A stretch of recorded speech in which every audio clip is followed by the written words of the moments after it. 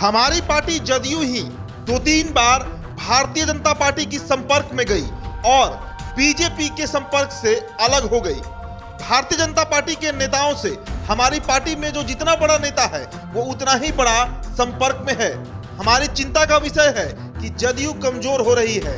इसकी मजबूती के लिए हम लगातार प्रयास कर रहे हैं।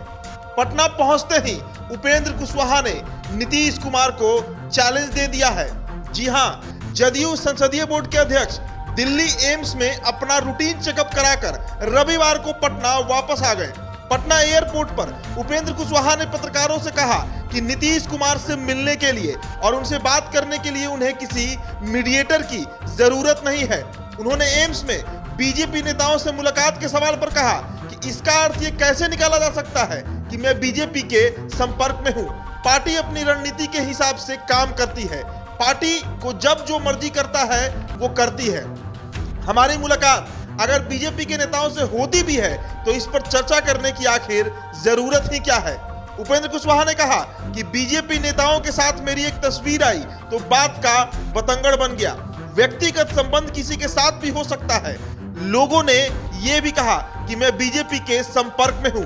उन्होंने दावा किया कि हमारी पार्टी के जितने भी बड़े नेता यानी जदयू के जितने भी बड़े नेता हैं सभी लोग बीजेपी के संपर्क में हैं। जदयू के नेताओं से अलग अलग बातचीत कर लीजिए तो वो अलग अलग विचार आपके सामने रखेंगे, लेकिन कैमरे के सामने कुछ नहीं बोलेंगे।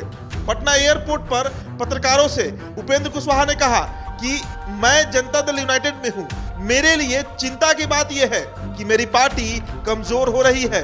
वो पार्टी को मजबूत करना ही मेरा लक्ष्य है।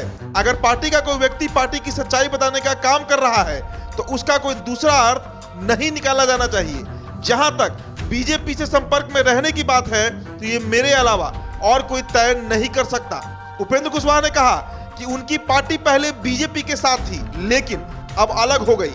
उपेंद्र कुशवाहा से जब पूछा गया कि मुख्यमंत्री नीतीश कुमार ने कहा है कि उनसे कहिए कि वो हमसे भी बात कर ले, इस सवाल के जवाब में उपेंद्र कुशवाहा ने कहा नीतीश कुमार से बात करने के लिए नहीं किसी मीडिएटर की जरूरत है। हालांकि उपेंद्र कुशवाहा ने पार्टी के कमजोर होने की बात 14 जनवरी को भी कही थी। जदयू संसदीय बोर्ड के अध्यक्ष उपेंद्र कुशवाहा का यह कहना है कि पार्टी के बड़े नेता बीजेपी के संपर्क में है। तो क्या इसका अर्थ यह निकाला जाए कि आने वाले समय में नीतीश की पार्टी टूट जाएगी? क्या उपेंद्र कुशवाहा पार्टी के बड़े नेताओं को साथ लाकर पार्टी से बाहर जाना चाहते हैं? क्या महाराष्ट्र में शिवसेना नेता एकनाथ शिंदे ने जिस प्रकार विधायकों को अपने पाले में कर बीजेपी के साथ गठबंधन किया था, ठीक उसी नक्शे कदम पर उपेंद्र कुशवाहा भी चल रहे हैं? ये सवाल अब उठेगा।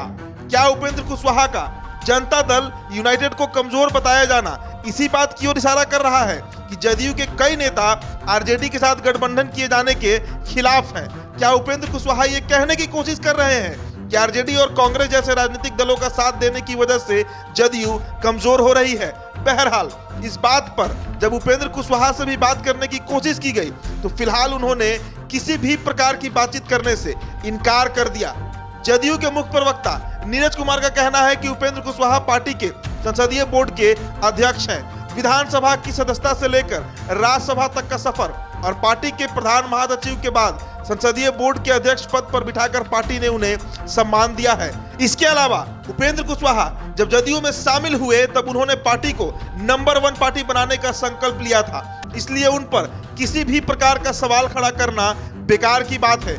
इसलिए उपेंद्र कुशवाहा बीजेपी के साथ चले जाएंगे ये बोगस और वाहियात बात है। लेकिन फिर सवाल वही उठता है कि आखिरकार उपेंद्र कुशवाहा ये बात क्यों कह रहे हैं कि पार्टी के यानी जदयू के बड़े नेता भाजपा के संपर्क में हैं।